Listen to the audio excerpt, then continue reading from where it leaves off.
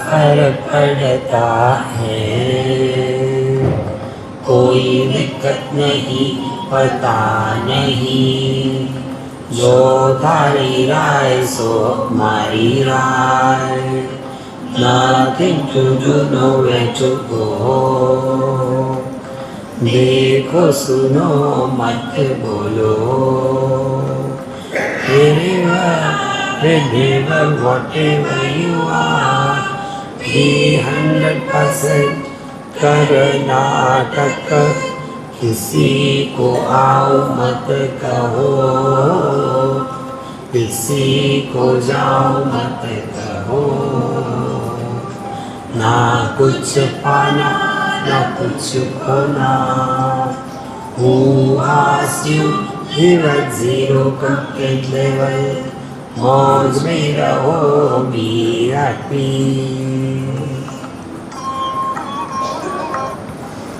श्री कृष्णा श्री कृष्णा श्री कृष्णा श्री कृष्णा। गुरुर्ब्रह्मा गुरुर्विष्णु गुरुर्देवो महेश्वरः, गुरु साक्षात् परं ब्रह्म, तस्मै श्री गुरवे नमः, तस्मै श्री गुरवे नमः। वीणा वादन सौंदर्यम भुक्तये न तो मुक्तये। अब मैं इधर उधर नहीं देखूंगा, क्योंकि इधर देखने से इधर माइक नहीं है, फिर उधर के बहरे हो जाते हैं। मैं इधर देखता हूँ तो मेरा माइक नहीं है, इधर के बहरे हो जाते। मैं क्या करूँ? आंखें बंद करके बोलूँ? कानों को हिलाया करो, फिर सुनने को आएगा। भगवान शंकराचार्य कहते हैं वीणा वादन सौंदर्य, वीणा का वादन करना माने संगीत। संगीत दो प्रकार का होता है, एक जो स्टेज पर परफॉर्मेंस होता है, अपने हारमोनियम लेके बैठे, मेरी चुनरी री री री री री, पब्लिक परेशान, तालियां बजाती है। अब इसको लगता है कि मैंने बड़ा अच्छा गाया। वो गाने के लिए नहीं, तालियां चुप उसके लिए है। कारण क्या है? वो भक्ति नहीं है, वो संगीत का परफॉर्मेंस। बहुत महत्व की बात है। भजन कीर्तन हमारी मीराबाई भी गाती थी। वो पब्लिक के सामने आकर के जो होता है वो परफॉर्मेंस होता है, परफॉर्मेंस भक्ति नहीं है। देखो, और इसीलिए यदि हमको परफॉर्मेंस करना है तो लोगों के एप्रिसिएशन के लिए करना है कि हृदयस्थ आनंद को बिखरने के लिए करना है। देखो, एक बार कलकत्ते की बात है, बच्चों का कोई कार्यक्रम था और हमको भी सामने बैठा दिया और बच्चे एक एक मेकअप करके आते थे। कोई विवेकानंद बन करके आया, बस लोगों ने तालियां बजाई। उसके पश्चात फिर कोई रामकृष्ण परमहंस बन के आया, फिर तालियां बजी।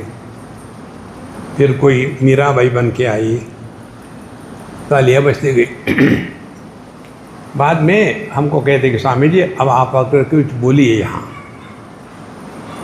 मैं क्या बोलूँ? मैंने कुछ तो बोलिए आप। तो मैंने कहा मैं जो स्टेज पर आया हूँ फैंसी ड्रेस कंपटीशन नहीं है मेरे लिए। देखो, ये बच्चे जो आए थे ना, फैंसी ड्रेस कंपटीशन के लिए आए थे ना। स्टेज पर परफॉर्मेंस यह भक्ति नहीं है। देखो महाराज, मैं इसलिए बह रहा हूँ, एक हमारे बड़े घनिष्ठ मित्र है, उन्होंने मुझे लिखा, स्वामी जी आप कहते हैं life is a time pass और ना कुछ पाना ना कुछ खोना, तो हम जीवन में कैसे जिए?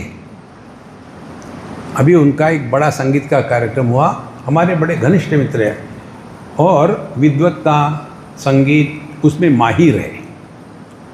ये हमारी जो ट्यून है ना हैप्पी मंत्रमाला की, उन्हीं के स्टूडियो में बनाई है। हमने उनको कहा कि मुझे 5-6 ऑप्शन दे दो, फिर मैं एक ढूंढ लूँगा। तो हमने ये सिलेक्ट करी। उनका था कि स्वामी जी ये कैसे संभव हो सकता है, तो यहाँ हमको समझना है। देखो, अध्यात्म यह स्टेज पर परफॉर्मेंस होगा तो हम लोगों की वाह वाह के लिए तरसते रहेंगे। देखो, जब संगीत चलता है ना, तो यदि सुनने वाले औरंगजेब हो तो बोलने गाने वाले को मजा आएगा क्या? कभी नहीं आएगा। वो तो चाहते, आपने देखा होगा ना, ये हास्य कवि सम्मेलन होता है, उनके कविता में विनोद होता ही नहीं कुछ, फिर वो चिल्लाते ताली बजाओ ताली बजाओ। अरे ताली किस लिए बजाए, कुछ तो हो। देखो, इसीलिए जब हमको ये समझना है life is a time pass करते हैं तो उसमें हम कुछ सिद्ध करना चाहते हैं क्या? जिसे आप सब लोग यहाँ आए टाइम पास करने के लिए, क्या सिद्ध करना चाहते हैं आप कि मैं भगवान का भगत हूँ? कुछ नहीं। यहाँ आकर के सुनो, धीरे धीरे धीरे अपने में परिवर्तन आने लग जाता है। यदि किसी को दिखाने के लिए आ रहे हैं ना, तो परिवर्तन नहीं आएगा। और ये परिवर्तन अत्यंत सूक्ष्म होता है, जल्दी जल्दी नहीं होता। एक सज्जन ने सोचा अभी हमको पूजा के लिए फूल नहीं है, कलियाँ ही है, तो ऐसा करता हूँ मैं अपनी हाथों से उन कलियों को खोल लेता हूँ, तो उस कलियों का सत्यानाश होगा। उसमें ना तो पुष्प निकलेगा ना सुगंध निकलेगी। इसी प्रकार से अध्यात्म में जब टाइम पास है, माने हमको जल्दी नहीं। देखो, लगे रहो, कोई जल्दी नहीं। लेकिन वहाँ स्वामी जी मुझे भगवान के दर्शन कब होगी प्लीज़ बताओ, मेरी मजाक मत उड़ाना, ज़रूरत ही नहीं, उड़ी हुई है। अब मुझे बताओ, कल्पना करो मैं भगवान हूँ, मुझे देख रहे, व्हाट नेक्स्ट? स्वामी जी मेरी सांस मुझे बड़ी परेशान करती है। फिर दिमाग से सांस को निकलो और हर सांस के साथ भगवान का नाम लो, तब जा कर के कुछ होता है। इसीलिए भगवत भक्ति का तात्पर्य हमको ठीक से समझना है। ये समझने के लिए द्वितीय अध्याय आता है, और उस द्वितीय अध्याय में सुखदेव जी महाराज कहते हैं कि तमेकदा तु देवर्षि वसुदेव गृहागतम अर्चितम सुखम आसीनम अभिवाद्येत अब्रवीत। तो उनका वो भगत हो गया, और फिर भगवान कृष्ण के पिता श्री वसुदेव जी ने कहा कि भगवत भवतो यात्रा स्वस्थये सर्वदेहिनां कृपणानां यथा पितरो उत्तम श्लोकम वर्तमना। कि हे नारद जी महाराज, आप तो सब दुनिया का भला करने के लिए भटक रहे हो। देखो, नारद जी को ना तो कोई आश्रम था, ना तो कोई चेले थे, फिर क्यों घूम रहे थे? Time pass. इसीलिए कहते भवतः यात्रा स्वस्थये सर्वदेही नाम। वो किसका भला करते नहीं महाराज, समझो, पुष्प किसी को सुगंध देता नहीं, पुष्प में सुगंध होती है, और जो चाहे ले लो। ये होता है सत्संग। किसी व्यक्ति विशेष को एड्रेस नहीं होता है। तो भगवान भवतः यात्रा स्वस्थ है सर्वदेहिनां कृपणानां यथा पितरोत्तर श्लोक वर्तमना। जिस प्रकार से कोई व्यक्ति अपने माता पिता आ गए तो खुश होते हैं उस ज़माने में, अभी माता पिता आ गए कि अरे बाप रे टपके। हम आपको स्पष्ट रूप से कह रहे, आपको अच्छा लगे ना लगे, मैं सत्य वदन करूँगा। अपने बच्चों से दूर रहो, उनको जीने दो। पत्नी की माँ और पति का बाप दोनों परेशान करते हैं। एक दो नहीं, कितने हमने केसेस हैंडल किए। तो ये जो यहाँ कहा है, उस समय ऐसा होगा कि जब माँ बाप आ जाते हैं तो बच्चे बड़े खुश होते, अब आ गए टपके, अरे कब जाओगे। कारण क्या है? We are unwanted furniture in this world. देखो, एक बार पत्नी ने कहा पति से कि देखो जी, मैंने सत्संग में सुना कि जहाँ हमारी आवाभगत नहीं होती, जहाँ हमको बुलाया नहीं जाता, वहाँ नहीं जाना चाहिए, ठीक है ना? बोले हाँ। फिर मैं इसीलिए तुम्हारे घर नहीं आता। देखो, जहाँ हमारी आवश्यकता नहीं, मत जाओ। तो भूतानाम देवचरितम दुखाय च सुखाय च। अब दूसरी महत्व की बात, हम देवताओं के पीछे लगे हैं। हमारे लिए देवता माने क्या? ये दुनिया भर की देवियाँ है, हनुमान जी है, ये देवता है। लेकिन वैयक्तिक रूप से देखो ना, देवता माने हमारे इंद्रिय, देवता माने हमारा मन, देवता माने हमारी बुद्धि, इसी में फंसे है। तो भूतानाम देवचरितम सुखाय च दुखाय च। तो यदि हम अपने इंद्रियों के गुलाम बन करके रहेंगे तो उसमें दुख होना आवश्यक है। इंद्रियों के गुलाम होने से दुख कैसे होता है? हम चाहते हैं दुनिया से हमारा एप्रिसिएशन हो, हम चाहते हैं कि हम बड़े अच्छे हैं, लोग हमको समझते नहीं। हमको किसी का सर्टिफिकेट नहीं चाहिए, हमको मालूम है हम क्या है। और यदि हमारी तारीफ हो गई तो हम फुदकने लग जाते हैं, और किसी ने तारीफ नहीं करी तो दुखी हो जाते हैं। इसीलिए ये जो इसको कहते हैं गंधर्व विद्या, गंधर्व विद्या माने जिसमें आपको संगीत, नाटक, उसके बाद अनेक प्रकार के जो विद्याएं होती है, कला, इसको कहते हैं गंधर्व विद्या। इसमें फंसे हुए लोगों में आप 99% देखेंगे, उनमें कोई ना कोई एक विचित्र बात होती है। वो अपने को दुनिया से अलग समझते हैं।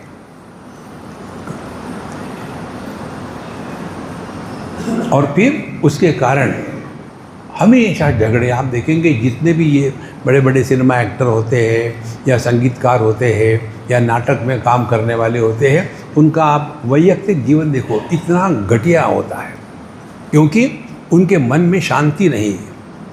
जब चढ़ेंगे वहाँ अपने परफॉर्मेंस देने के लिए पहले पैसा रखो। देखो, इसीलिए संतो, ये जो अपने को भगवान ने जो दिया है ना, इंद्रिय मनोबुद्धि, इसका उपयोग परफॉर्मेंस करने के लिए नहीं है। इसके द्वारा हम अपने आप को प्रभु चरणों में लगा दें। सुखाय वही साधूनाम त्वादृशाम अच्युतात्मनाम। लेकिन ये देवताओं को छोड़ करके यदि हम साधु संतों के साथ रहे तो क्या करते हैं साधु संत कि सुखाय एव, हमारे जीवन के दुख का निराकरण एक ही प्रकार से हो सकता है। दुख का कारण बाहर नहीं है, दुख का कारण गलत प्रकार की विचारधारा। देखो, हमारे विचार हमको ठीक कर रहे हैं। हम में अपने बारे में कोई ना कोई दुराग्रह होता है कि मैं बड़ा अच्छा हूँ, लेकिन लोग मुझे समझते नहीं। ये कंप्लेन कैसी है मालूम है? मेरे पास ड्राइविंग लाइसेंस है, लेकिन ये ट्रैफिक देखो कैसे चल रही। अरे बेवकूफ़, ड्राइविंग लाइसेंस आपके पास है तो आपकी ड्राइविंग स्किल अच्छी होनी चाहिए ना, ट्रैफिक थोड़ी ठीक हो जाएगी। इसीलिए सुखाय एव ही साधूनाम। तो करे क्या?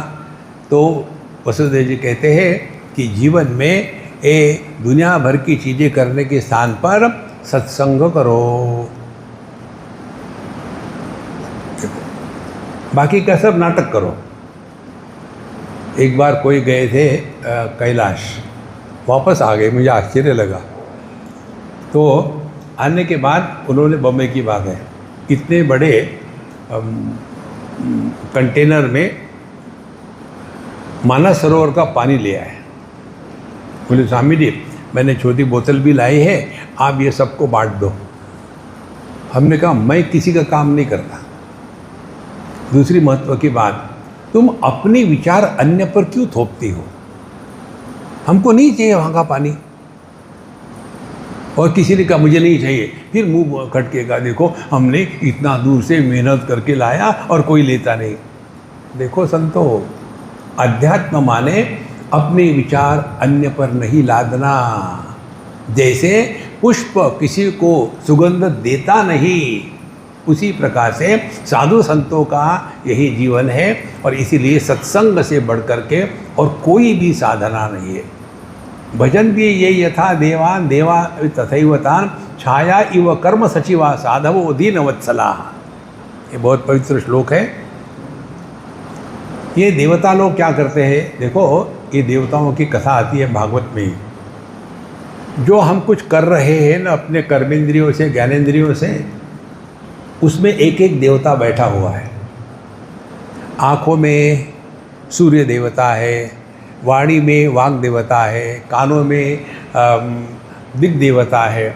तो जो हम बोलते हैं, करते हैं, सुनते हैं, तुरंत उसका रिपोर्ट चित्रगुप्त के पास चला जाता है उसी क्षण। आप कुछ छुपा नहीं सकते। और जब ये जीव मरता है और जब वहाँ जाता है, वहाँ जाने के बाद कौन है? जीव नंबर 420, हाँ खट, आपके लैपटॉप से भी जल्दी आ जाता है वहाँ, इसने भयानक पाप किया है, इसके लिए फिर क्या ऑप्शन है? 10 करोड़ साल नरक भेज दो। कुछ करेंगे नहीं वो। देखो, इसीलिए इस चक्कर से हटो और सत्संग के द्वारा अपने विचारों की प्रक्रिया में परिवर्तन आता है। यदि अपने विचारों की प्रक्रिया में परिवर्तन आया तब जाकर के हम में परिवर्तन आता है। इसीलिए छाया इव कर्म सचिवा साधवो दीनवत्सला। साधु संत कौन होते हैं? जो सभी का भला चाहते हैं। भगवद गीता ले लो, भगवान कृष्ण क्या कहते हैं? यदा यदा हि धर्मस्य ग्लानिर्भवति भारत अभ्युत्थानमधर्मस्य तदात्मानं सृजाम्यहम् परित्राणाय साधूनां विनाशाय च दुष्कृताम। साधु संत दुष्कृतियों का विनाश नहीं करते। देखो कितना फर्क है। कारण क्या है? भगवान को तो अपनी दुकान चलानी है ना, उनको तो नियम से चलना पड़ेगा। साधु संतों को दुकान नहीं चलानी है, केवल हर एक के हृदय में जो भगवान है उनको प्रकट होने की प्रक्रिया इनिशिएट कर देनी है। देखो, इसीलिए साधवः दीनवत्सलाः ब्रह्मस्तथामि पृच्छामः धर्मान् भागवान् तथा या श्रुत्वा श्रद्धया मर्त्यो मुच्यते सर्वतो भयान् अहम किल पुरानंतम प्रजार्थो भुवि मुक्तिदम अपुजेम न मोक्षाय मोहितो देवमायया यथा विचित्र व्यवसाद बहुत विश्वतो भयान मुच्चेत यंजयि श्रद्धा तथा न शाधी सुव्रतम। अब हमारे वसुदेव जी ने पहले तो ये साधु संतों की तारीफ करी, अब कहते हैं कि अब मुझे प्रश्न ये पूछना है कि हे नारद जी बताइए भागवत धर्म क्या है। अब दूसरी महत्व की बात, इस पुराण का नाम है भागवत पुराण, इधर भगवत पुराण नहीं है।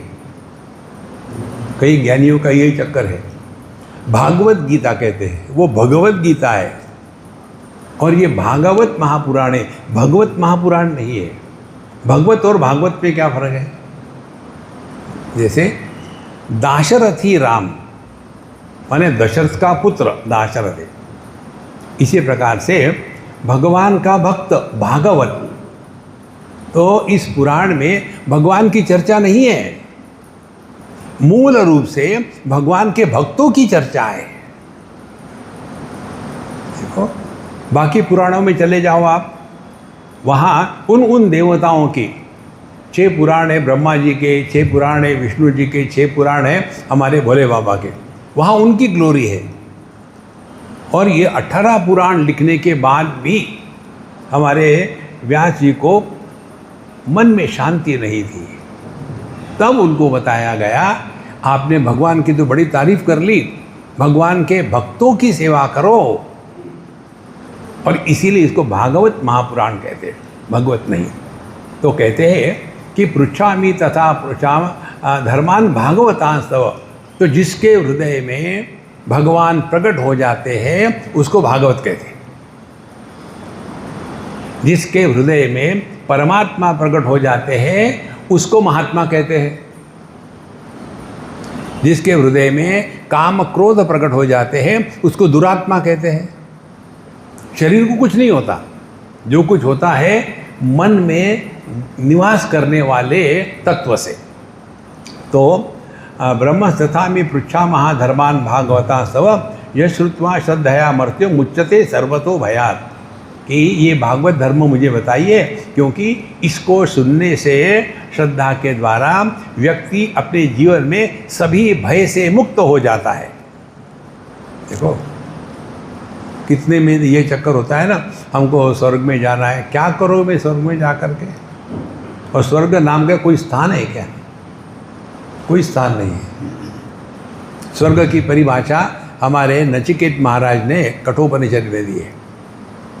वहाँ कहते हैं स्वर्गे लोके न भयम किंचनास्ति न तत्र त्वं न जरया बिभेति उभे तीर्त्वा अशनाया पिपासे शोकातिगो मोदते स्वर्गलोके। स्वर्ग क्या है? लोक माने अनुभव, लोक्यते इति लोका। हमारा अभी ये सत्संग का अनुभव चल रहा है, तो ये सत्संग लोग है। देखो आप पार्लियामेंट में चले जाओ, वो पॉलिटिकल लोग है। आप ये बड़े बड़े कोर्ट में चले जाओ, वो वकीलों का लोग है। लोक माने अनुभव का क्षेत्र। तो स्वर्ग लोग क्या है? स्वर्ग में वो अनुभव जहाँ 6 प्रकार के भय नहीं होते। हम सभी के सभी 6 प्रकार के भयों से दुखी होते हैं। स्वर्गीय लोके न भयम किंचनास्ति। कौन से 6 है वो? पहले शरीर को लेकर के बुढ़ापा और मृत्यु।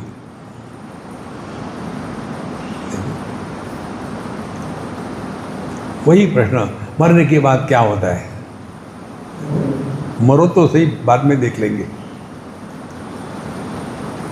आज हम किसी से बात कर रहे थे, उन्होंने ये पूछा, हमने कहा देखो मृत्यु से बढ़कर के बड़ी ब्लफ दुनिया में और कुछ नहीं है। आज तक कोई मरा नहीं। देखो ना शरीर मरता है ना जीव मरता है। शरीर मरता है माने क्या? तो शरीर है क्या? 5 महाभूतों से उधारी ली है। जब आप कोई बिजनेस करना चाहते हो ना, तो बैंक से पैसा लेते हैं, फिर वापस भी करना है ना, हमेशा के लिए थोड़ी रखना है। इसी प्रकार से ये 5 महाभूत से थोड़ी थोड़ी उधारी ली और शरीर बना गया। अब जब वापस करने का समय आता है तब रोते हैं, नहीं हम वापस नहीं करना चाहते। ऐसे नहीं होता, वापस करना पड़ेगा। तो जब शरीर मरता है तो कुछ नहीं होता। 5 महाभूत वापस अपनी जगह चले जाते हैं, सभी देवता अपने स्थानों पर चले जाते हैं, कोई नहीं मरता। तो देह नहीं मरता। अब देह में रहने वाला जीव वो भी नहीं मरता। अब इसको समझ लो आप। हमने ये बातें आप ही लोगों से सीखी है, आप सभी हमारे गुरु हो। एक जगह की बात है, पति पत्नी प्यार, फिर झगड़े, फिर डाइवोर्स की कंडीशन आ गई। तो दोनों मेरे पास आए। हमने कहा देखो तुम दोनों दुखी होने के लिए पैदा हो गए हो, दुखी रहो, मैं तबला बजाऊंगा। तुमसे बेवकूफ़ और कोई नहीं दुनिया में। कारण क्या है? झगड़ा किस में हो रहा है? पति पत्नी में। डाइवोर्स होने के बाद पति पत्नी का और पत्नी पति का श्राद्ध करेगी क्या? तो डाइवोर्स होने के बाद ये पति पत्नी कहाँ गए? कोई हो तब जाएंगे ना। पति नाम की कोई चिड़िया है? पति पत्नी नाम की कोई बुलबुल है? कुछ नहीं। लेकिन झगड़े कौन कर रहे हैं? पति पत्नी, जिनकी कहीं सत्ता नहीं है। अब ऐसे बेवकूफ़ों को क्या बोल सकते हैं आप? देखो महाराज, स्वर्ग वो है जहाँ किसी प्रकार का भय नहीं है, देह को लेकर के नहीं, जीव को अपने प्राण को लेकर के नहीं। प्राण को लेकर के भय क्या होता है? अशना पिपासा, खाना पीना। वहाँ ठीक खाना मिलता है स्वामी जी? हम जब चाइना जाते हैं ना तो यही प्रश्न, स्वामी जी आप चाइना जाते हैं वहाँ क्या खाते होंगे? हमने कहा हमको एक डिश बहुत अच्छी लगती है, हमको अचार अच्छे लगते हैं। वहाँ कॉकरोच का अचार बड़ा टेस्टी होता है, खा के देखो आप, दूसरे अचार को हाथ नहीं लगाओगे। अरे यहाँ खाने के लिए जाते हैं क्या? सत्संग के लिए जाते हैं ना। लेकिन जो पेटू है कहीं भी जाएगा तो केवल उसी की कल्पना करेगा, खाने को क्या मिलता है। अरे यार, जो मिलना है वो मिलेगा, जो नहीं मिलना है वो कभी नहीं मिलेगा। और तीसरी जो भय होता है वो होता है मन को लेकर, शोक और मोह। शोक होता है भूतकाल को लेकर के, मोह होता है वर्तमान की चिंता को लेकर के। जिसके जीवन में ये 6 प्रकार के भय समाप्त हो गए हैं, वो स्वर्ग में पहुंच गया है। देखो, इसीलिए कहते हैं ब्रह्मन् पृच्छामि त्वां धर्मान् भागवतां तव यच्छ्रुत्वा श्रद्धयो मर्त्यां मुच्यते सर्वत अभयात्। सभी प्रकार से भय से मुक्त हो जाते हैं। ये जो भय से मुक्त हो रहा है ये अध्यात्म है। देखो कितनी जगह यही विचित्र बात होती है, हम कहते तो हैं भगवान के भक्त हैं और डर डर के जीते हैं। जिसके हृदय में भक्ति प्रकट हो गई, हम जो करते हैं ना भगवान के नाम से, वो उपासना है, वो भक्ति नहीं है। भक्ति अनुभवात्मक होती है, उपासना क्रियात्मक होती है। देखो हम 7 दिन का उपवास करेंगे, 7 दिन आप बिना खाए रहेंगे, कैसे रह सकते आप? अभी तो टनाटन दिख रहे हो, 7 दिन तो हो गए। 7 दिन उपवास किया, कैसे हो गए? हमने रात को खा लेते हैं, भगवान को भी धोखा दे दिया। इससे कुछ नहीं होता। आपको अध्यात्म रहना है ना, ये ट्राई करो। दिमाग को खाली रखो, पेट को भर के रखो। हम उल्टा करते हैं, पेट को खाली रखते हैं और खाने के बारे में सोचते हैं। इसीलिए अध्यात्म किसको कहते हैं? बाहर की उपासना है और हृदय में भक्ति का अनुभव है। जिसके हृदय में भगवान है, यह दृढ़ विश्वास है, उसके जीवन की जो विचारधारा होगी भिन्न होगी। देखो ये कैसा होना चाहिए भगवान का भरोसा। एक बार पानी के जहाज़ में लोग जा रहे थे और सब अपने खड़े देख रहे बाहर में। एक छोटा सा बच्चा था और वो बच्चा देख रहा था इतना खेलने के लिए जगह है, ये बूढ़ा लोग खेलते क्यों नहीं?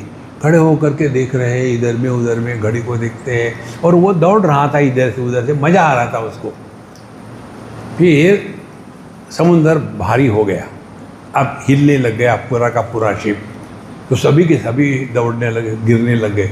उसको लगा चलो सबने खेलना शुरू कर दिया है, और वो भी और खूब कूद कूद के खेल रहा था। तो लोगों ने पूछा तुमको डर नहीं लगता? मतलब किसका डर? देखो समुंदर में इतना तूफान आ गया है, कुछ भी हो सकता है, तुमको डर नहीं लगता? बोले नहीं। बोले क्यों? मैं मम्मी के गोद में हूँ। दौड़ के गया, मम्मी के गोद में बैठा और मुख में अंगूठा ठोक करके आप मस्त हूँ। देखो हमको भगवान के प्रति भक्ति नहीं है, संदेह है।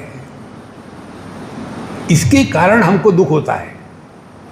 एक बात स्पष्ट समझ लो, हमारे जीवन की एक भी घटना दुर्घटना नहीं होती, वो हमारे उद्धार के लिए आवश्यक है।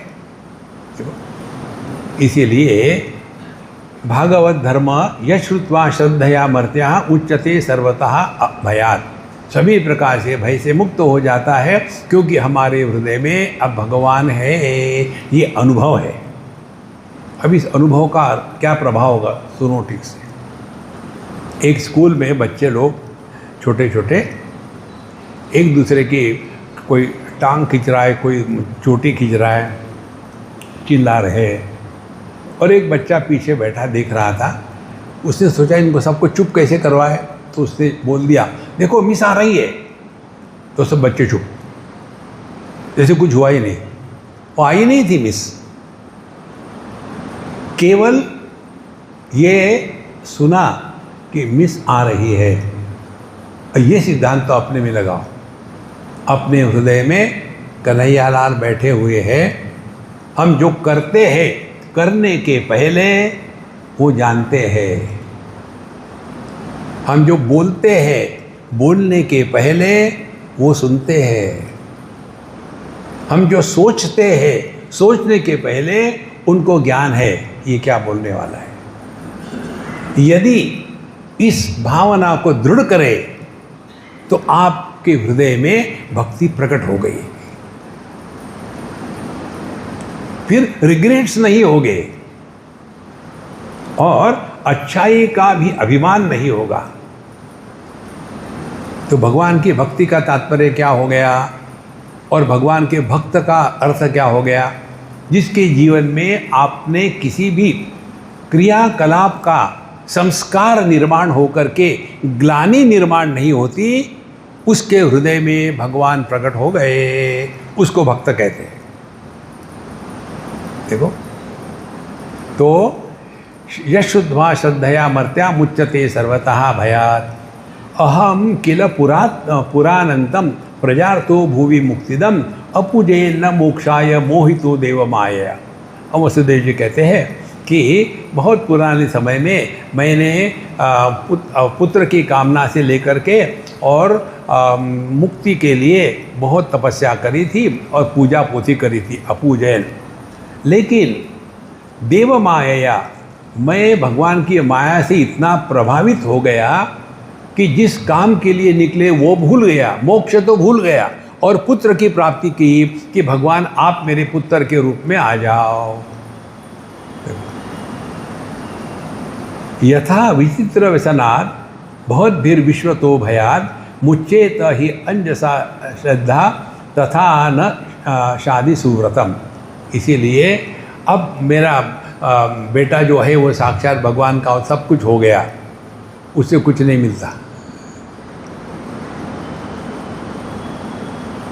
भगवान कृष्ण इनके पुत्र के रूप में आए और प्रसाद क्या मिला? जेल में जाओ। देखो, और एक के पीछे एक जितने पैदा हो गए मारो उनको। भगवान के बच्चे के रूप में आना कोई आसान बात नहीं होती है। इसीलिए कहते हैं कि अब मुझे केवल मोक्ष चाहिए। बहुत विश्वतो भयात् मुच्चे मही अंजसा वा तथा न शादी सुव्रतम। इसीलिए मुझे सिखाओ, मुझे बताओ किस प्रकार से यह मैं अब मोक्ष को चाहता हूँ। मोक्ष का तात्पर्य क्या है?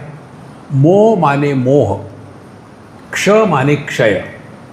हम सभी के सभी मोह के मारे हुए हैं। देखो मोह क्या है कि देखो मैं तो उनका भला चाहता था लेकिन वो मेरी बात मानते नहीं, यही मोह है। हमको किसी का भला बुरा नहीं करना।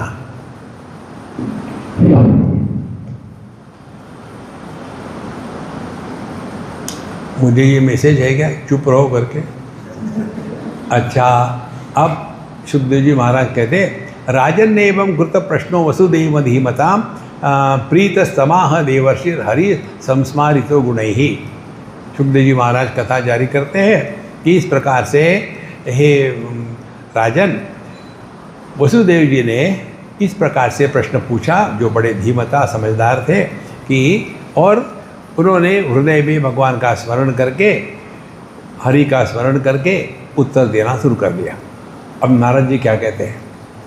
सम्यग् एतद् व्यवसितं भवता सान्त्वतर्षभ यत् पृच्छमे भागवतान् धर्मान् विश्वभावनान् श्रुतो अनुपठितो ध्यातः आधृतो वानुमोदितः सद्य पुनाति सद्धर्मो देव विश्वद्रोहोऽपि वा त्वया परमकल्याणः पुण्यश्रवणकीर्तनः स्मरितो भगवान अद्य देवो नारायणो मम। अब नारद जी बताते हैं, देखो हे सात्वशर्षभ, हे यदुकुल के जो श्रेष्ठ है वसुदेव जी, तुम्हारा ये जो प्रश्न है ना बहुत अच्छा है। देखो प्रश्न पूछना ही है तो भगवान के बारे में, साधना के बारे में। ये क्या स्वामी जी मैं वहाँ गया था, ये हो गया, उन्होंने मुझे माला ही, क्या करो, मैं चुल्लू पर पानी डूब के मरो, वो पानी कम पड़ेगा। देखो अपना मंत्र क्या है, लिविंग एट 0 कंप्लेंट लेवल। जो कंप्लेन करते हैं वो लायक नहीं होते। कितनी सिंपल बात है। ये एग्जाम में प्रश्न बड़े कठिन है क्योंकि लायक नहीं है। यहाँ की बहुत कशी विचित्र ट्रैफिक है, बिल्कुल डिसिप्लिन नहीं है। क्यों? कि ड्राइविंग की लायकी नहीं है। अब इस सिद्धांत को ले जाना, जहाँ आपने बच्चों को लेकर के कंप्लेन करी, बाप बनने के लायक नहीं। देखो महाराज, फिर गलती से हो गए। एक बच्चा पैदा हो गया, 5 साल का हो गया, तो पत्नी ने कहा पति को कि देखो ये अपना जो बच्चा है ना, ये ना तो मेरे जैसा दिखता है, ना तो आपके जैसा दिखता है।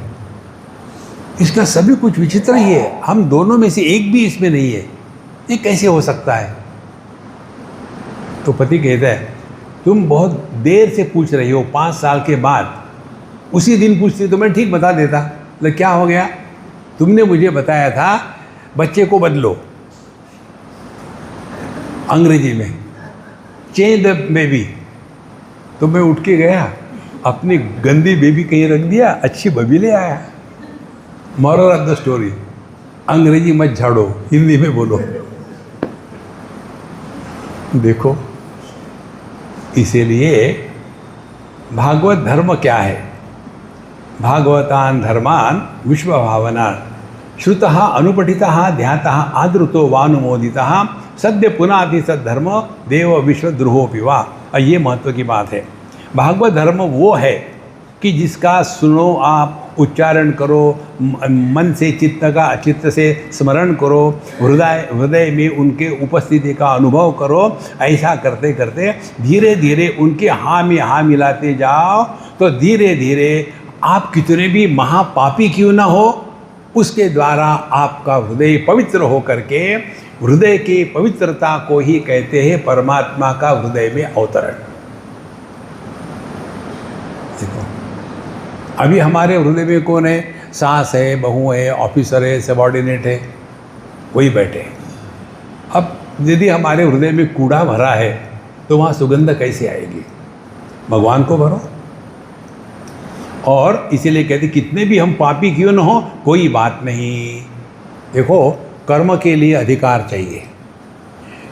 जैसे समझो अश्वमेध यज्ञ करना है तो हर एक आदमी नहीं कह सकता, केवल क्षत्रिय कर सकता है। इसी प्रकार से यदि हमको कोई कर्म करना है तो अधिकार चाहिए, लेकिन उपासना करनी है तो अधिकार चाहिए, लेकिन भक्ति के लिए कोई अधिकार नहीं। हर एक व्यक्ति भक्ति के लिए अधिकारी है, क्योंकि ये अपने ही हृदय में परमात्मा का आवाहन करना है। जो मानस पूजा आती है ना भगवान शंकराचार्य की लिखी हुई,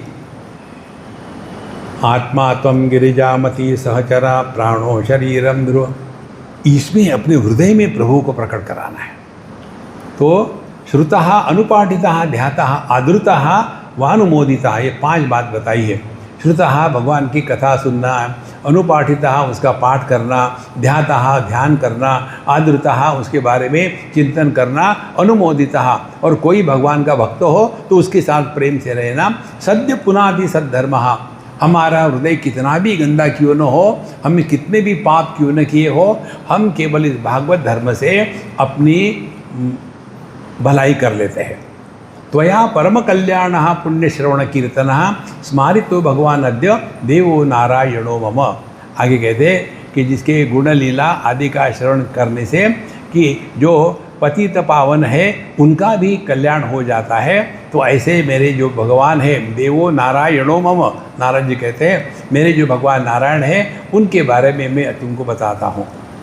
अत्र अपि उदाहरन्ति इमं इतिहासं पुरातनम आर्षभाणाम च संवादम विदेहस्य मना महात्मना। और ये महत्व की बात सुननी है आपको। सिद्धांत ये है, परमात्मा का दुनिया का प्रारंभ भी नहीं, अंत भी नहीं है। माने जिसका ना तो जन्म हुआ है ना तो जो मरता है। भगवान कहते हैं अजोपि सन अव्ययात्मा भूतानाम ईश्वरोपि सन प्रकृतिम स्वाम अधिष्ठाय संभवामि आत्ममायया। जन्म भी नहीं हुआ, मृत्यु भी नहीं। ये सिद्धांत पकड़ लेना है। देखो, कठिन नहीं ये समझने के लिए, थोड़ा चिंतन करने की आवश्यकता है। अब कहाँ से आया है विचार? आप देखेंगे पुराणों में ये विशेष बात है। एक ने प्रश्न पूछा, जैसे वसुदेव जी ने पूछा नारद जी को, नारद जी ने कहा हाँ तुमने जो प्रश्न पूछा था ना, ऐसा ही प्रश्न अमुक अमुक ने अमुक अमुक को उस समय पूछा था। फिर उसको कहेंगे, उसमें दूसरी एक कहानी निकलेंगी, हाँ ऐसी ही बात अमुक अमुक ने तमुक तमुक को तहाँ तहाँ बताई थी। अब कौन कहाँ से कहाँ, कहीं लाइन लगती ही नहीं। कहने का तात्पर्य क्या है? तात्पर्य निर्णय जगत में ना कुछ हुआ है ना कुछ होने वाला है। हमारे वेदांत का सिद्धांत डाइजेस्ट करो तो दो बातें हैं। सुखा वेदांत ब्रह्म सत्यम जगन मिथ्या, और गिला वेदांत सर्वम खलविदम ब्रह्म। तो सुखा वेदांत और गिला वेदांत दोनों को इकट्ठा करो तो भगवद गीता के 18वें अध्याय का श्लोक आपको समझ में आएगा। ब्रह्मभूत प्रसन्नात्मा न शोचति न कांक्षति समहा सर्वेषु भूतेषु मद भक्तिम लभते पराम। तो जिसके हृदय में वेदांत का ज्ञान प्रकट हो गया, उसी प्रकट वेदांत के ज्ञान को ही पराभक्ति कहते हैं। हमारी भक्ति अपरा है, ये चाहिए वो चाहिए, इसलिए चाहिए उसलिए चाहिए। पराभक्ति वो है कि जिसमें हम परमात्मा से अन्य है इस भ्रांति से मुक्त हो जाते हैं। देखो, इसीलिए यह जो तत्व है इसके चक्कर में समय को नष्ट ना करें। ऐसा क्यों, ऐसा, ये ऐसा ही होता है।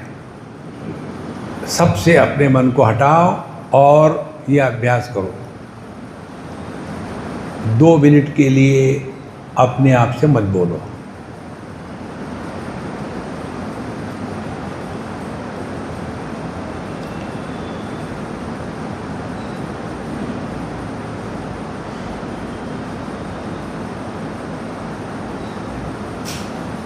यदि आप 2 मिनट अपने आप से बोले बगैर रहे तो आपने बहुत बड़ी छलांग लगा ली है अध्यात्म में। शब्द क्या है? मन के स्थूलीकरण को शब्द कहते हैं। बर्फ क्या है? जमे हुए पानी को बर्फ कहते हैं। इसी प्रकार से व्यक्त मन को शब्द कहते हैं। हमको बाहर से जो शब्द आते हैं उस पर तो कोई नियंत्रण है नहीं। हमको नियंत्रण करना है अपने शब्दों पर। अपने आप से बोलना बंद करो।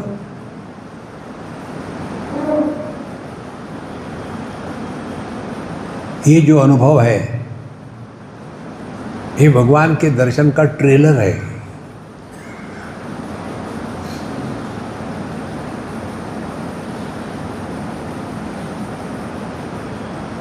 आप सो नहीं रहे, फैन की आवाज़ सुन रहे हो, लाइट देख रहे हो, लोगों को देख रहे हो, लेकिन कोई कमेंट नहीं, इसीलिए देखो सुनो मत बोलो।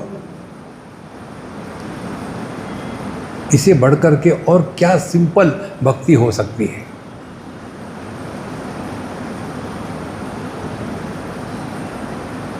इसीलिए त्वया परम कल्याण पुण्य श्रवण कीर्तना स्मारितो भगवान अद्य देवो नारायणो मम अत्र अपि उदाहरन्ति इमम इतिहासम पुरातनम। इसके बारे में एक पुराना इतिहास है। आर्षभाणाम च संवादम विदेहस्य महात्मनः। पहले के समय में इस भारतवर्ष में एक बहुत बड़े महात्मा हो गए, उनके बारे में एक संवाद है, वो मैं तुमको बताता हूँ। प्रियव्रतो नाम सुतो मनो स्वायंभुवस्य यहाँ तस्य अग्रीदः ततो नाभिर ऋषभस्तत्तु स्मृतः। बहुत पुरानी बात है। स्वायंभुव मनु, आप ध्यान से सुना, स्वायंभुव माने जिसका जन्म नहीं हुआ। ये बातें सूक्ष्म से पकड़नी है। जिसका जन्म नहीं हुआ उनका पुत्र था। अब इसका जन्म नहीं हुआ तो पुत्र कहाँ से होगा? माने कुछ निर्माण नहीं हुआ, कुछ नष्ट भी नहीं हुआ, ये ऐसा ही था, ऐसा ही है, ऐसा ही रहेगा। इसको पहचान लो, आपको सब कुछ आ गया। देखो, इसीलिए ऐसे एक स्वयंभू मनु के पुत्र थे प्रियव्रत, और उनके अग्रिद के नाभि और नाभि के पुत्र थे ऋषभ। अब ये ऋषभ देव जी जो है, वो तो भगवान के अंश ही थे, और इसीलिए ऋषभ देव की कथा आती है इसी भागवत में कि यही ऋषभ देव जैनियों के मुख्य माने जाते हैं। तो वो सब एक ही है, अलग नहीं। इनको वासुदेव का अवतार मानते हैं। तो उसके बाद कहते हैं कि तम आहु वासुदेवांशम मोक्ष धर्म विवक्षया अवतीर्ण सुतशतम तस्यासीत ब्रह्म पारगा। अब उनके भी अनेक पुत्र हुए, 100 पुत्र, और फिर धीरे धीरे उनमें जो सबसे बड़ा था वो था भरत, और यह ज्येष्ठ नारायण परायण, और ये बड़ा पुत्र था भरत, वो हमेशा प्रभु के चिंतन में, शांति में रहता था।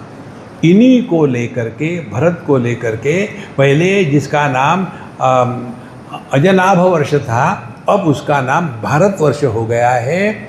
इस भरत जो ऋषभदेव का ज्येष्ठ पुत्र था। 2 कथाएं आती है। एक नल दमयंती का जो पुत्र था भरत, वो जाकर के शेर के मुख के दांत गिनता था, उसको लेकर के बोले भारतवर्ष नाम पड़ा है। लेकिन भागवत महापुराण के अनुसार जो भरत जो थे ऋषभदेव जी के ज्येष्ठ पुत्र, उनके नाम से यह, क्योंकि वो नारायण परायण, वो भगवान के बड़े भक्त थे। सतु भुक्तो भोगाम त्यक्त्वम इमा निरस्त तमसा हरिम उपासीन पदवीम लेभे वही जन्म स्त्रिभी। फिर ये जो भरत जी है, ये जा कर के इन्होंने 3 जन्म में अपना उद्धार कर लिया। भरत जी की कथा आपको पता है। तेषाम नव द्विपतयो तनया समन्ततः, बाकी के जो 9 पुत्र थे, ये इस भारतवर्ष में 9 स्थानों पे जाकर के इसका पूरा देखते थे। और उनका नाम क्या था? कवि, उसके बाद हरि, अंतरिक्ष, प्रबुद्ध, पिप्पलायन, आवीर, पोत्र, उसके बाद द्रुमिल, चमस और करभाजन, ये 9 पुत्र थे। अब ये एते सर्वे भगवत रूपम विश्व सदात्मकम आत्मनः अव्यतिरेकेण पश्यन्तः व्यचरन महिम। ये सभी के सभी भगवान के रूप ही थे, उनमें परमात्मा में कोई भेद नहीं था, और इसीलिए ये संपूर्ण पृथ्वी पर ऐसे ही विचरण करते थे। ना तो उनके शरीर पर कुछ कपड़े थे, ना कुछ, केवल भगवान के साथ एक होकर के विचरण कर रहे थे। अब ऐसा होते होते कि धीरे धीरे फिर आगे कहानी बढ़ती है। ते एकदा निमेहे सत्रम उपसर्ज यदृच्छया। एक बार एक निमि नाम के बड़े राजा थे, उनके यहाँ बहुत बड़ी धार्मिक कथा चल रही थी। बड़े बड़े पंडित ज्ञानी आए थे। यहाँ ये 9 के 9 बढ़िया से बढ़िया पहुँच गए, जैसे पहुंच गए थे, उनके उपस्थिति मात्र से सबको पता लगा कि ये कोई साधारण बच्चे नहीं है, ये दिव्य है, और इसीलिए उनकी आवाभगत हो गई। और पूजा पोथी होने के पश्चात फिर तान दृष्ट्वा सूर्य संकाशान महाभागवता नृप यजमानो अग्नयो विप्रा सर्व एव उपस्थित है। फिर उन्होंने देखा कि ये सूर्य के प्रकाश के जैसे तेजपुंज बालक है, और फिर उन्होंने विदेहस्थान प्रेत्य नारायण परायणा प्रीता संपूज्य चक्रे आसन स्थान यथारथा। फिर उनके पूजा पोथी हो गई, और उसके प्रश्न बाद उन्होंने पप्रच्छ परम प्रीत प्रश्रय अवनतः नृप। फिर उस विदेह निमि ने प्रश्न पूछा, कहते हैं मन्ने भागवतः साक्षात पार्षदार्व मधुद्विषः विष्णुर्भूतानि लोकाना पावनाय चरंती है। अब ये महत्व की बात है, आपको देख कर के लगता है कि आप साक्षात भगवान के पार्षद ही हो, और इस दुनिया को पवित्र करने के लिए आप इस पृथ्वी पर चल रहे हो।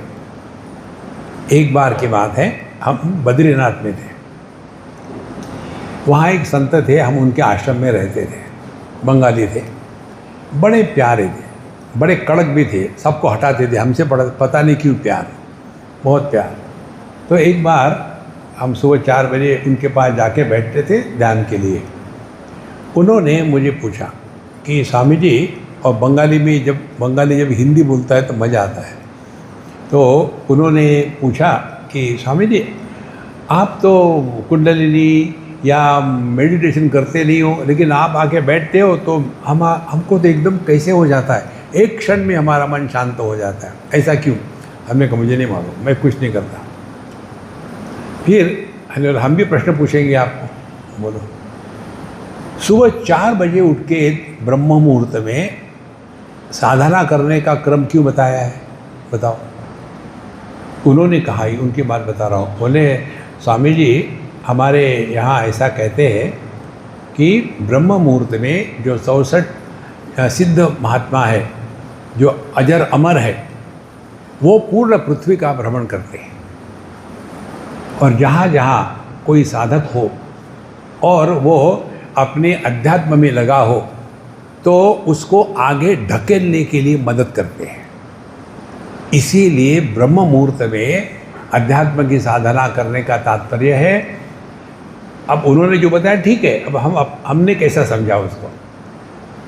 गहरी नींद में हम कौन होते हैं? We are nobody.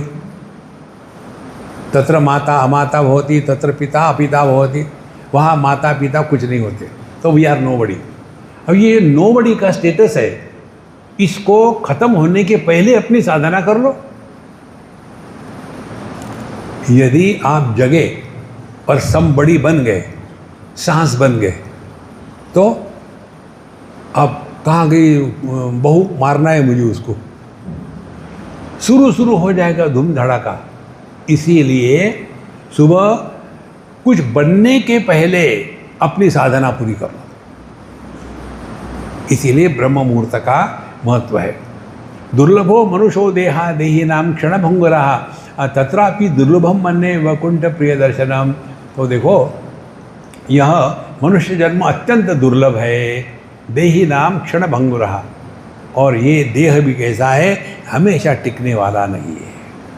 देखो महाराज, तत्रापि दुर्लभम मन्ने वैकुंठ प्रिय दर्शनम, लेकिन विशेषता ये है, इसी देह में हमको परमात्मा की उपलब्धि हो सकती है।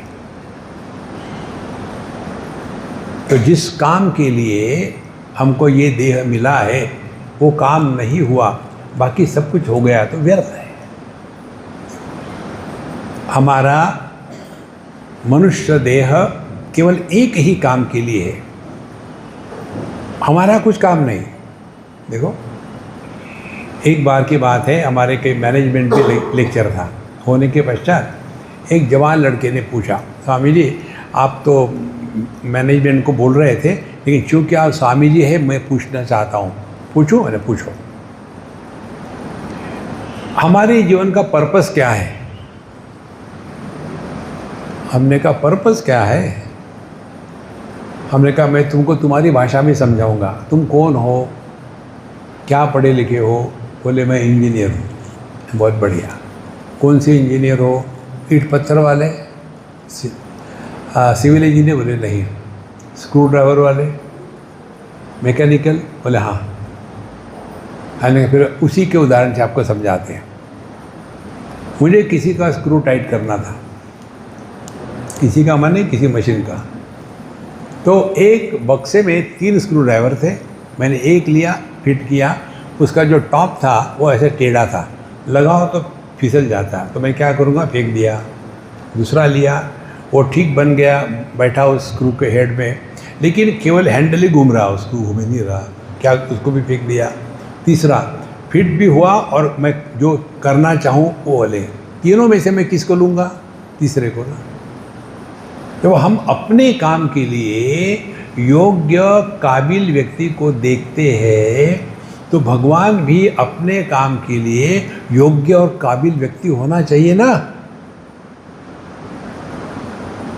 देखो, तो कौन है योग्य काबिल व्यक्ति? जिसको अपना कुछ नहीं करना, जो तारी राय सो मारी राय। जितना हम खाली होंगे उतने प्रभु हम में भर जाएंगे। देखो, इसे दुर्लभो मानुषो देह। हमको यदि कहा कि भगवान के पास गए, भगवान ने पूछा कि हाँ भाई, तुमको मनुष्य के रूप में भेजा था, तुमने क्या किया बताओ? हमने क्या किया? 3 ट्रक चावल खाए, अनगिनत पराठे खाए। अरे यार, किया क्या? गोबर। पूरा जीवन अच्छे खाने को गंदगी में बनाने में ही चला गया। इसीलिए दुर्लभो मानुषो देह, देही नाम क्षणभंगुरा। इसी देह में, इसी जन्म में हमारे माध्यम से परमात्मा प्रकट हो। देखो, आप यदि किसी फिश मार्केट में चले जाओ, आपने कुछ खाया भी नहीं, खरीदा भी नहीं, तो भी बाहर आने के बाद वहाँ की सुगंध आप पर आएगी ना। देखो, इसी प्रकार से यदि हमारे हृदय में परमात्मा प्रकट हो गए, तो परमात्मा की सुगंध क्या है? आनंदादेव खल्विमानि भूतानि जायन्ते आनंदेन जातानि जीवन्ति। परमात्मा आनंद स्वरूप है, तो हमारे माध्यम से खुशी प्रकट होगी। और हम सबको खुश लोग अच्छे लगते हैं ना। जो हमेशा कंप्लेन करता है उसको आप क्या करेंगे? देखो, एक अम्मा हमारे पास मिलने आ गई बम्बई में, ऐसे टपके। बोले स्वामी जी, मुझे आपसे कोई पूछना है। हमने कहा तूने बोला नहीं, ऐसी आके टपकी। बोले क्या? बोलो। बोले स्वामी जी, अपना रोना धोना शुरू कर दिया। फिर ठीक है, मैंने सुन लिया, अब तुम चले जाओ। दूसरे दिन, स्वामी जी एक तो भूल ही गई थी मैं। अरे कोई रामायण नहीं क्या? देखो महाराज, लिख लो इस चक्कर से। दुर्लभो मानुषो देहे देहा ज्ञानी देही नाम क्षणभंगुरा तत्रापि दुर्लभम मन्ये वैकुंठ प्रिय दर्शनम। लेकिन इसी देह में हमको परमात्मा का दर्शन हो सकता है। माने क्या? भय प्रकट कृपाला दीन दयाला। भगवान को प्रकट होने दो, वो अंदर में तड़प रहे हैं, क्योंकि हमने उसको काम क्रोध लोभ मोह मैं से ढक दिया है। तो अतः आत्यंतिकम क्षेमम पृच्छाम भवतो अनगा संसारेस्मिन् क्षणार्धोपि सत्संग शिवधि दृढ़ाम। इसलिए कहते हैं आत्यंतिकम क्षेम, सबसे श्रेष्ठ बात क्या है जीवन में? कहते हैं अस्मिन् संसारे क्षणार्धः अपि सत्संगः। देखो, सबसे श्रेष्ठ साधना केवल सत्संग है। चाहे आप भागवत पढ़ो, चाहे आप योग वाशिष्ठ पढ़ो, चाहे भगवान के कोई ग्रंथ पढ़ो, हर जगह में यही बताते हैं, क्योंकि समस्या बाहर कहीं नहीं है। जितनी समस्या है वो केवल मन में है। इस मन को हम ढक देते हैं गहरी नींद में, तो कौन सी समस्या है? लेकिन फिर भी हम कभी भी अपने मन पर कुछ करते नहीं, मनमानी करते हैं। तो हमारा साधक के रूप में जन्म हो गया, ये कैसे पता चलेगा? जब हम अपने मन पर काम करना शुरू करते हैं तब।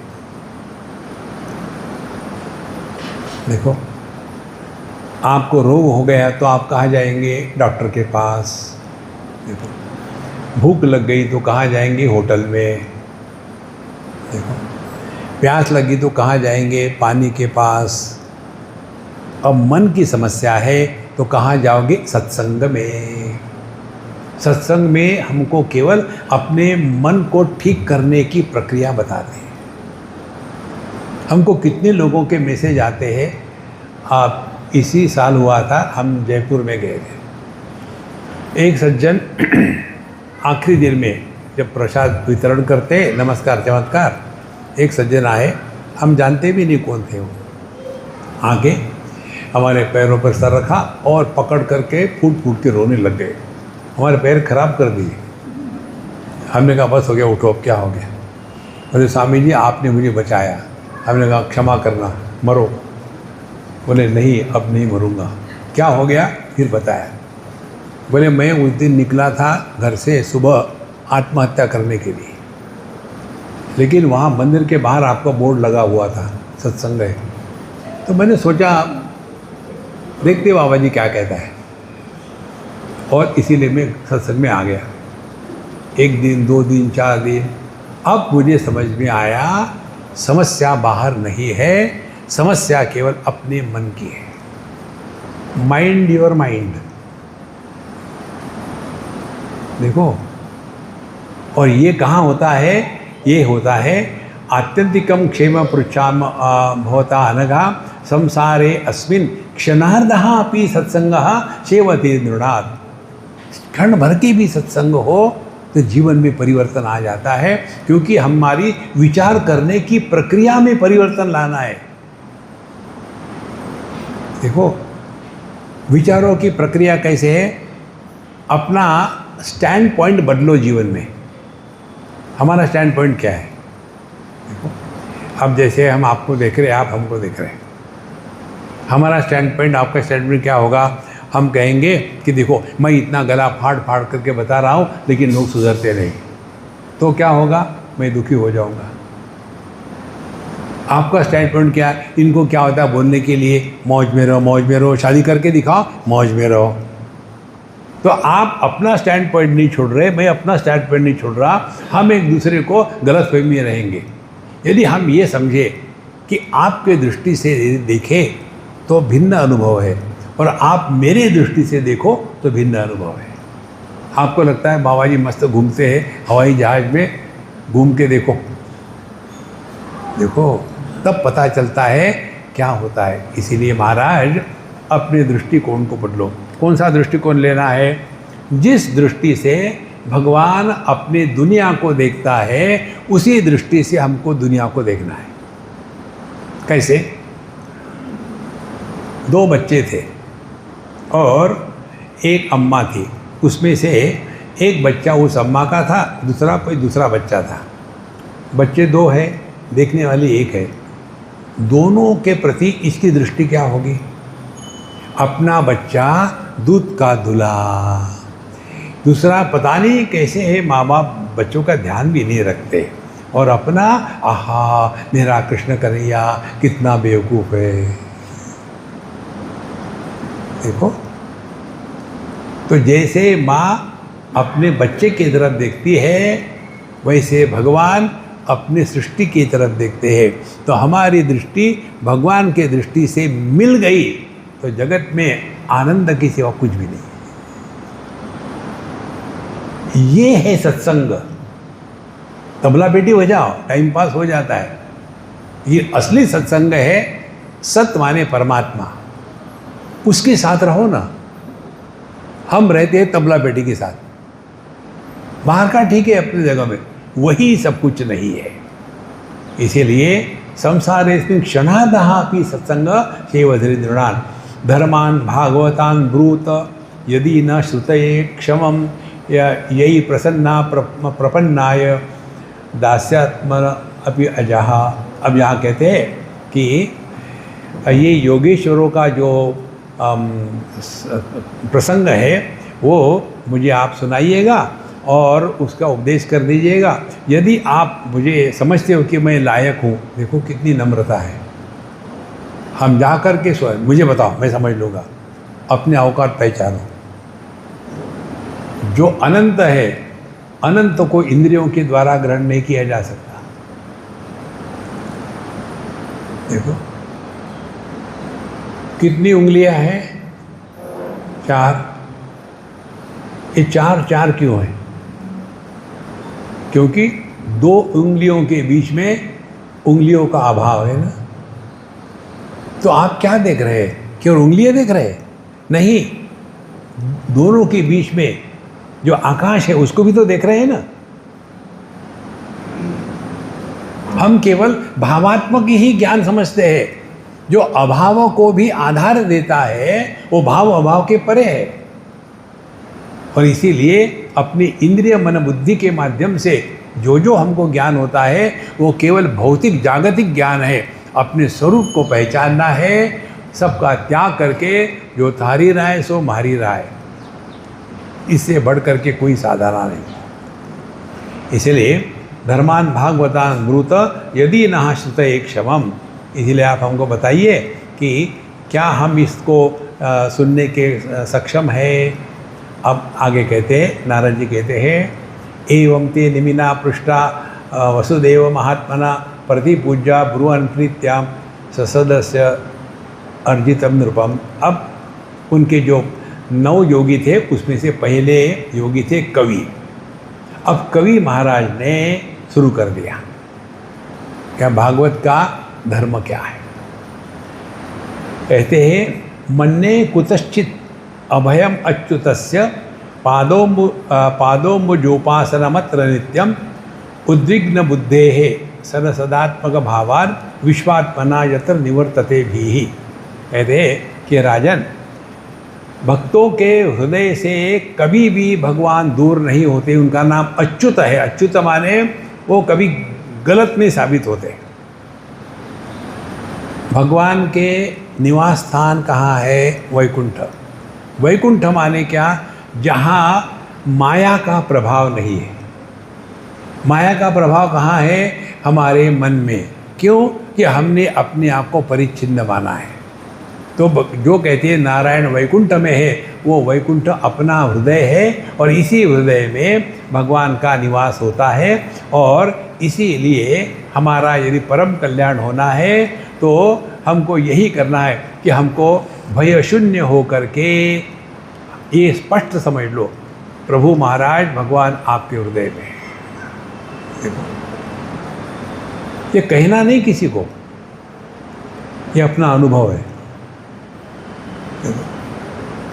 नहीं तो दुनिया भर के प्रश्न आते रहते। हमको सिद्ध नहीं करना कि हम भगवान के भक्त हैं। इसीलिए पहली स्थिति क्या है? यदि हमारे हृदय में प्रभु प्रकट हो रहे हो तो मन से भय हमेशा के लिए निकल जाता है। और फिर जो जगत की तुच्छ वस्तुएं है, घर दार या पति पत्नी, इन सब में जो हमारी ममता अहंता है, ये धीरे धीरे कम होने लग जाती है यदि हमारे हृदय में प्रभु प्रकट हो रहे हो तो।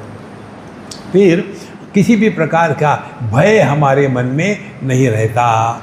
इस प्रकार से उद्विग्न बुद्धेः तद असद आत्मभावात्, फिर हमारा मन दुनिया को लेकर के परेशान नहीं होगा। भागवत धर्म हम बता रहे हैं। भगवान की भक्ति क्या है? रोना धोना नहीं, ये बातें हैं। मन प्रसन्न है क्योंकि हमारे हृदय में भगवान है। देखो, कुछ पाना नहीं है क्योंकि प्रभु को पा लिया है। कितनी सिंपल बात है। लेकिन हम जहाँ जाएंगे मंदिरों में यही मांगेंगे कि भगवान मेरी बहू को हटा दो कुछ भी करके, अब मेरे से नहीं होता। इसीलिए हमारे सभी भगवान जो है ना, इनकी ये मुद्रा है ना, इस मुद्रा का अर्थ है चुप। कितना मांगोगे? और ये नहीं, मुझे एक लगाओगे। कितने बार मांगेंगे यार? जो दिया है उसको तो संभालो, और चाहिए और चाहिए।